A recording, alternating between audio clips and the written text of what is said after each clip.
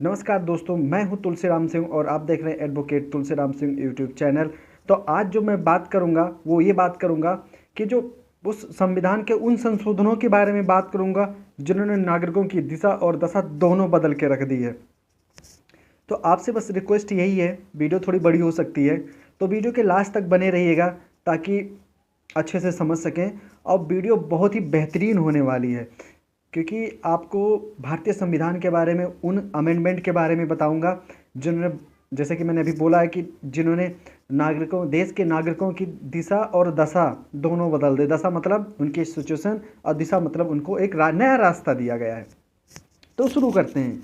हमारे भारत की बात कर रहा हूँ। संविधान में, संविधान के भाग 20 में अनुच्छेद 368 संविधान और उसके प्रावधानों में अमेंडमेंट अर्थात संशोधन करने के लिए संसद की विशेष शक्तियों के बारे में बात करता है। हमारी संसद उक्त अनुच्छेद में उल्लिखित प्रक्रिया अनुसार संविधान के किसी भी प्रावधान को हटाने या जोड़ने या बदलने या निरस्त करने के माध्यम से संविधान में संशोधन और बदलाव कर सकती है। दरअसल हमारे संविधान निर्माताओं के पास यह मानने का कारण था कि भविष्य में इसे सामाजिक परिवर्तनों के साथ साथ जनसंख्या की आकांक्षाओं को भी प्रतिबिंबित करने की आवश्यकता पड़ सकती है। इसलिए अनुच्छेद 368 डाला गया।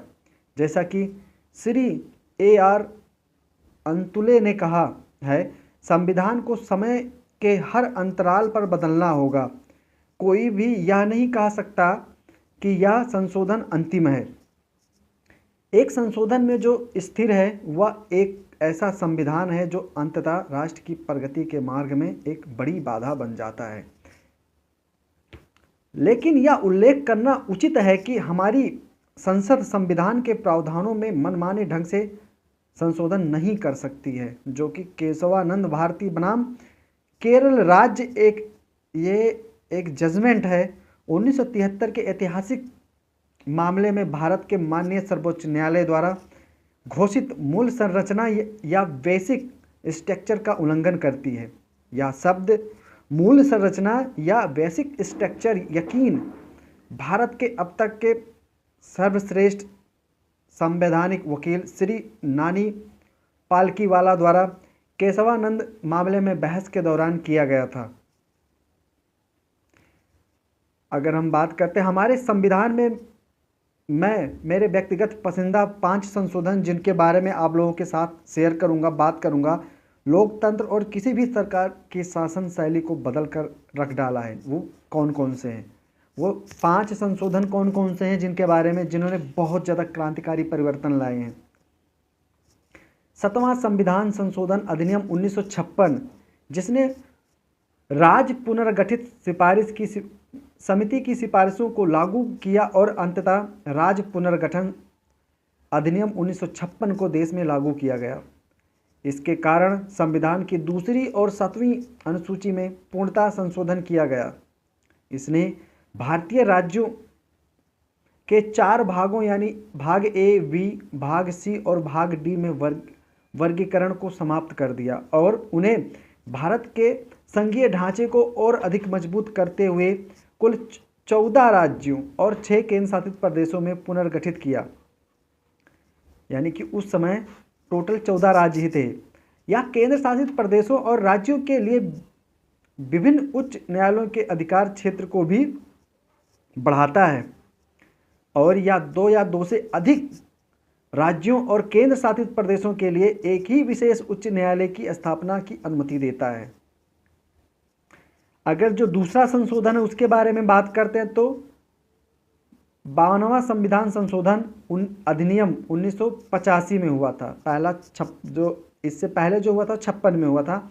85 की बात करते हैं। इसे विधानसभाओं और संसद के सदस्यों के दल बदल को रोकने और दल बदल विरोधी कानून की स्थापना के लिए लाया गया था। इसने भारत के चुनाव आयोग को दल बदल के आधार पर संसद और राज्य विधानसभाओं के सदस्यों को आयोग घोषित करने का अधिकार दिया और इसके संबंध में एक नई 10वीं अनुसूची शामिल की। इसने चुनाव आयोग को असीमित शक्ति प्रदान की और दल बदलू नेताओं पर लगाम लगाई और भविष्य में स्थिर सरकारें दी। इसके बाद जो अगला संशोधन है 102 संशोधन, संविधान संशोधन अधिनियम 2018 में 102 जो संशोधन हुआ था। यह ऐतिहासिक संविधान संशोधन अधिनियम राष्ट्रीय पिछड़ा वर्ग आयोग को एक संवैधानिक निकाय का दर्जा देने के लिए लाया गया था। यह संविधान में एक नया अनुच्छेद यानी अनुच्छेद 338 बी सम्मिलित करने के लिए लाया गया था, जो NCBC national commission for backward classes के एक सचिवालय इसके जनादेश और संरचना कार्यों और विभिन्न कार्यालयों के स्थापना के लिए प्रदान करता है। इसने संविधान में एक नया अनुच्छेद भी डाला, अनुच्छेद 342 ए, जो कि माननीय राष्ट्रपति को इसके तहत सामाजिक और शैक्षिक रूप से पिछड़े वर्गों को राज्य या केंद्र शासित प्रदेश की सूची को अधिसूचित करने का अधिकार देता है। जो चौथा संशोधन है जिसके बारे में बात करूंगा, 99 संविधान संशोधन अधिनियम 2015 जो 99 हुआ था, इसे राष्ट्रीय न्यायिक नियुक्ति आयोग नेशनल जुडिशियल अपॉइंटमेंट कमीशन की स्थापना के लिए अनुच्छेद 124 ए, 124 बी और 124 सी को शामिल करने के साथ संविधान में अनुच्छेद 124 में संशोधन के लिए लाया गया था, जो कि करा भी गया और इसे संवैधानिक निकाय में भारत के मुख्य न्यायाधीश की अध्यक्षता में सर्वोच्च न्यायालय के 3 वरिष्ठतम न्यायाधीश शामिल थे और अन्य सदस्यों के रूप में केंद्रीय कानून मंत्री और 2 अन्य नामित प्रतिष्ठित व्यक्तियों जैसे अन्य सदस्यों को शामिल करने का प्रावधान था।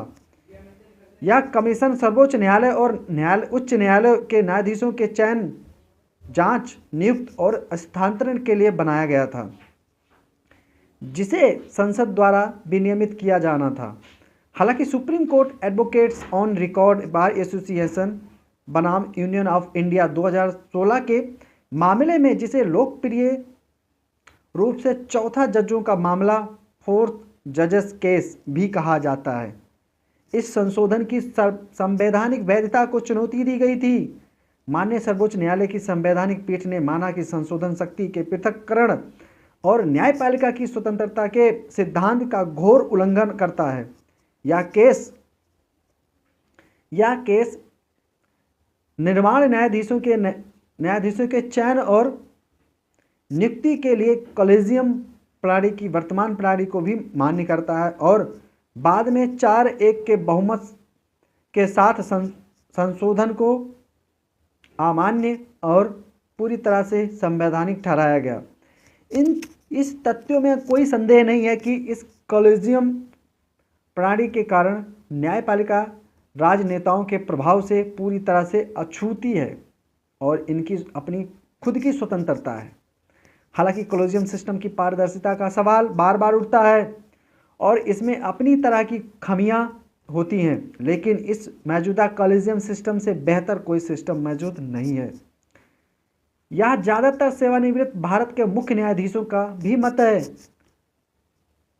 अगर हम 5वें की बात करते हैं, जो 5वां संशोधन है, 24वां संविधान संशोधन 1973,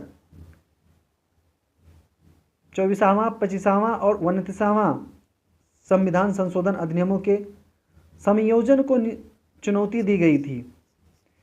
यह मेरा निजी और सबसे पसंदीदा संशोधन और केस भी है। 1973 में केशवानंद भारती बनाम केरल राज्य 1973 के प्रसिद्ध और ऐतिहासिक मामले में 3 संशोधन अधिनियमों की संवैधानिकता वैधता को चुनौती दी गई थी। वह 24, 25 और 29 संशोधन थे। एक 13 न्यायाधीशों की संवैधानिक पीठ, भारत के इतिहास में सबसे बड़ी पीठ थी, ने बहुमत से घोषित किया और गोलकनाथ बनाम पंजाब राज्य 1967 के मामले को खारिज कर दिया, जिसने अतीत में संसद को संविधान के भाग 3 यानी कि संविधान में निहित नागरिकों के मौलिक अधिकारों और फंडामेंटल राइट में संशोधन करने की शक्ति से वंचित कर दिया था।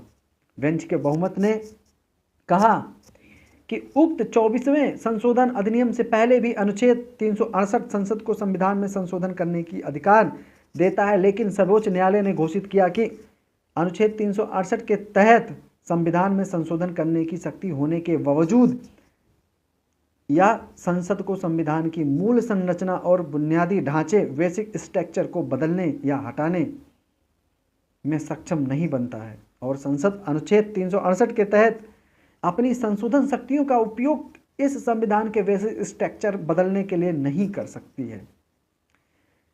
संविधान की मूल संरचना और ढांचे को नुकसान पहुंचाना, नष्ट करना, रद्द करना या बदलना असंवैधानिक करार दिया गया। यह फैसला न केवल संवैधानिक कानून के विकास में मील का पत्थर था, बल्कि संवैधानिक इतिहास और आम लोगों के जीवन में एक महत्वपूर्ण मोड़ है। इसने अंततः भारत के संविधान की सर्वोच्च स्थापित की।